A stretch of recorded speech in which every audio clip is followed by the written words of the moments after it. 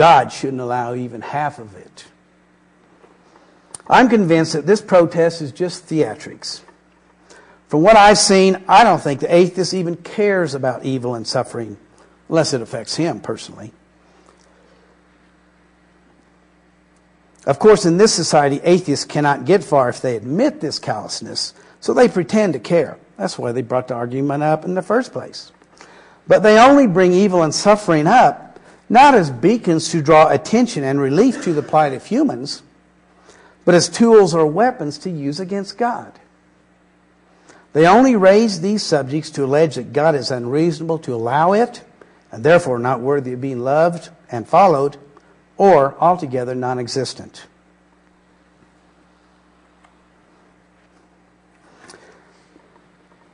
But even the act of pretending to care about evil puts atheists in an internally inconsistent, self-defeating bind. They say there is no God, but they need God in order to have an objective basis for claiming there is such a thing as evil, for which they can then blame Him. God has to be real in order for evil to really be known for what it is. So the very awareness and sense of evil in the world is a proof of the existence of God. And I'm convinced that deep down atheists know this. They know God is real. They're just mad at Him for some reason. This atheism of theirs is not some objective intellectual just following the facts where they lead position, an issue with them. If it was just intellectual, they would not be so hateful, hostile, and vindictive about it at all. Do they get all emotionally worked up when you tell them you don't think relativity or quantum mechanics are real? No, they don't. They just walk away muttering that you need to take a physics course. But they don't walk away when you tell them you think atheism is wrong. No, they stay and get agitated about that. They get agitated because there is something deeply emotional, subjective, and very personal here that is striking a nerve in them. I think their strident disagreement with us is because they really do know that God is real. But since they know He's real, they're not really atheists then, are they? They're just really mad and hateful people taking it out on God and His people.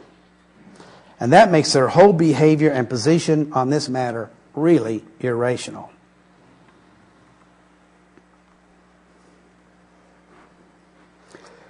Everything said herein on this subject is just a partial list of reasons and logical inferences from those reasons that God gives us as to why He permits suffering and evil. Having and knowing these reasons does not mean we do not still have other questions about suffering and evil, especially when we're in the middle of the pain, the fear, the feelings of loneliness and helplessness that are prevalent in a difficult ordeal. But even with these questions, we Christians have a peace, knowing that God is faithful to His children and will not allow us to suffer more than we are able to bear, but will in the suffering supply a way of special grace and enablement to endure it. The emphasis here is on enduring suffering. God does not work so much to get us out of storms and trials as much as He works to get us through storms and trials. Now, these reasons I've given, these 18 reasons and other things, they have been just as available to the atheists to read all along as they've been available to everyone else. This is their big argument. Why don't they just read a little? The body of knowledge on this subject is so rich that the atheist has no excuse for his ignorance, at least not in this country. Whether or not the atheist accepts these explanations or not, the fact is, these explanations do not logically contradict or imply anything negative about the existence of God. Yet, the atheist repeatedly brings this argument up like he's never heard these answers. He's heard them, folks. He's heard some of them. He's heard them. But he keeps acting like he's never heard a single one of these reasons. He knows these answers are out there. He just doesn't want to hear them, and so continues to act as if no answers exist. This affectation is dishonest and irrational. And so they have this argument They say there's needless suffering in the world. If God were to exist, there would be no needless suffering. Therefore, God does not exist. Well, I hope by now you can see that their therefore is therefore irrational, totally worthless. This argument, the biggest major argument of atheists, is invalid because it is based on the equivocation of premise 1 and the untrue statement of premise 2. It's interesting. I just keep going back. This is their big argument. This is the biggie. But the interesting thing about this argument is it's false on 2 premises. Most arguments are false just because of 1. Their biggest one is double false. I just think that's really ironic. I think God's in there somewhere. I think he just kind of getting a chuckle out of that. Okay.